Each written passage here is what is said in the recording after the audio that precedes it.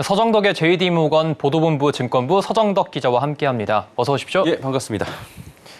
예, 오늘도 숫자를 준비하셨습니다. 예. 먼저 숫자부터 확인해 보도록 하시죠. 예, 다양한 숫자가 지금 나오고 있는데요. 8, 22, 0, 699. 지난주와 숫자는 같은데 이번 주에는 8을 골라보도록 하겠습니다. 네, 8 오늘도 다양한 숫자 가운데 8을 골라주셨는데 어떤 내용입니까? 예, 일단은 지난주에 미국 물가 지표가 발표가 있었습니다. 소비자 물가 지수와 생산자 물가 지수가 발표가 된 건데요. 소비자 물가 지수는 예상치를 하회했지만 생산자 물가 지수가 예상치를 상회하면서 시장에 혼란을 줬습니다. 자, 그러다 보니 이번 달 8월의 소비자 물가, 생산자 물가 지수, 즉 물가 지표가 굉장히 중요한 상황이다라는 평가가 나오고 있거든요. 그래서 8월에 8을 숫자로 가지고 와봤습니다. 미국 생산자 물가가 지금 좀 예상보다 더 높게 나온 건가요? 그렇죠. 일단은 지난주 상황을 조금 더 구체적으로 설명을 한 번 더 복기를 해드리자면 7월 CPI 소비자 물가 지수 같은 경우에는 전년 동기 대비해서 3.2%가 나왔습니다.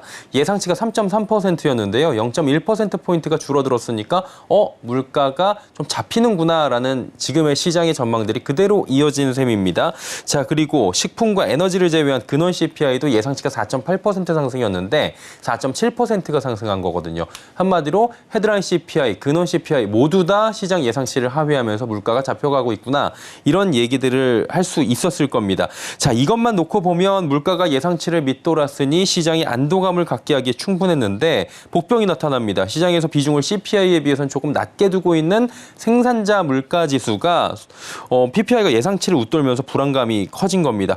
헤드라인 PPI가 전년 동기에 비해서 0.8% 정도 지금 올랐는데 예상치가 0.7%였으니까 0.1%포인트가 오른 것이고요. 근원 PPI도 전년 대비 2.4% 올랐는데요.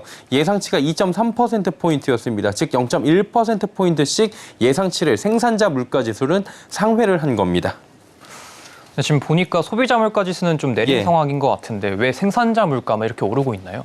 일단은 우리가 알고 있어야 되는 건 생산자 물가 지수가 이제 소비자 물가 지수를 무조건 따라간다. 이런 건 아니라는 거죠. 이런 일들이 왕왕 있어 왔는데요. 이번에 생산자 물가 지수가 예상 밖으로 오른 이유를 일단은 원유, 곡물가 상승 때문으로 잡고 있습니다. 생산자 물가 상승의 첫 번째 구체적인 원인을 찾아보자면 러시아를 들 수 있을 텐데요. 얼마 전에 러시아가 흑해 곡물 협정에서 탈퇴한 일을 기억을 하고 계실 겁니다.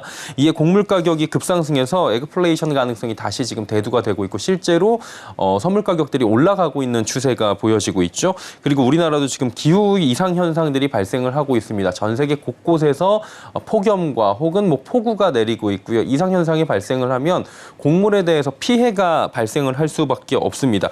그러다 보면 가격이 올라가는 거고요. 한마디로 곡물 가격이 이런저런 이유로 급등하는 현상이 이미 발생하거나 우려가 큰데 우려가 커지면 어떻게 되냐면요. 선물 가격들은 미리 움직이는 현상이 발생하면서 불안감이 함께 커진 거죠. 예.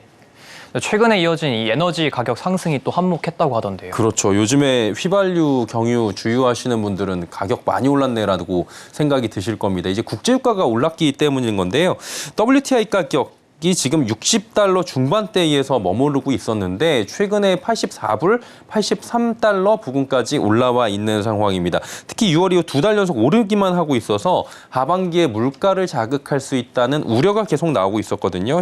이게 오펙 플러스가 감산 기조를 이어가면서 수요 대비 공급량이 줄어들고 있는 것이 주요한 원인으로 또 꼽히고 있습니다. 또 유럽의 천연가스 가격이 지금 폭등을 지난 9일에는 했었는데 이유를 살펴보니까 일부 호주 LNG 생산시설의 노동자들이 파업을 계획하고 있다. 이런 소식이 전해지면서 가격이 급등한 것으로 풀이가 되고요. 이후에 가격이 또 급락을 하면서 잠잠해지고 있긴 한데 여전히 유럽의 에너지 위기는 계속되고 있다. 이런 우려가 남아 있고요. 또 유럽과는 결국 미국의 천연가스 가격을 살펴보면 3월부터 계속 오르고 있습니다. 미국의 점진적인 석탄발전소 폐쇄 조치들 그리고 유럽으로의 LNG 수출 증가 등의 구조적 요인이 지금 합쳐지면서 결국에는 수요 증가가 일어나고 있고요. 가격을 밀어 올리는 요인으로 발생을 하고 있는 것이겠죠.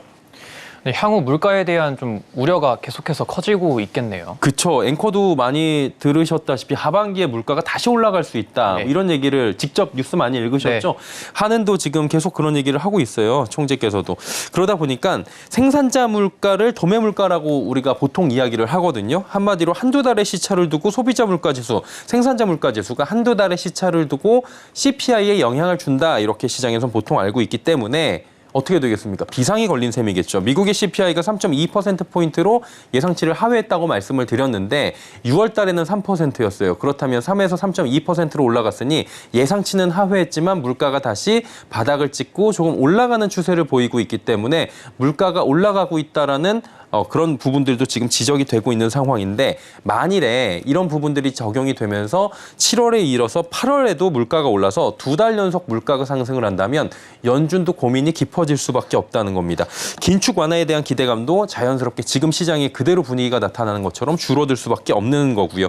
그러다 보니까 연준이 다음 달 9월에 FOMC를 열 때 금리를 동결을 할 텐데 지금 시장에선 동결하는 확률을 88.5%로 보고 있습니다. 일단은 동결을 하더라도 11월, 12월에는 장담을 할 수가 없다는 분석들이 나오고 있는 거고요. 그러다 보니 향후 금리 사이클에 대해서 스탑이 아니라 스킵 정도로 봐야 된다라는 지금 월가에서 이야기들이 나오고 있는 겁니다. 말씀드렸다시피 연준의 셈법도 복잡해지거든요. 불확실성이 커지고요. 증시가 가장 싫어하는 요소는 불확실성입니다. 그러다 보니까 최근 상승을 가져가던 나스닥 지수가 2주 연속으로 올 들어서 최초로 하락하는 모습들이 나오고 있고요. 차익 실현 매물 등의 조정을 받고 있는 상황입니다. 자, 투자자들 역시 향후의 곡물 가격, 에너지 가격 등 물가에 영향을 주는 것들에 대해서 면밀하게 하나하나 좀 따져봐야 되는 시기가 찾아온 것 같습니다. 네, 오늘 말씀 여기까지 들어보도록 하겠습니다. 다음 주에도 뵙겠습니다. 서정덕 기자였습니다. 네.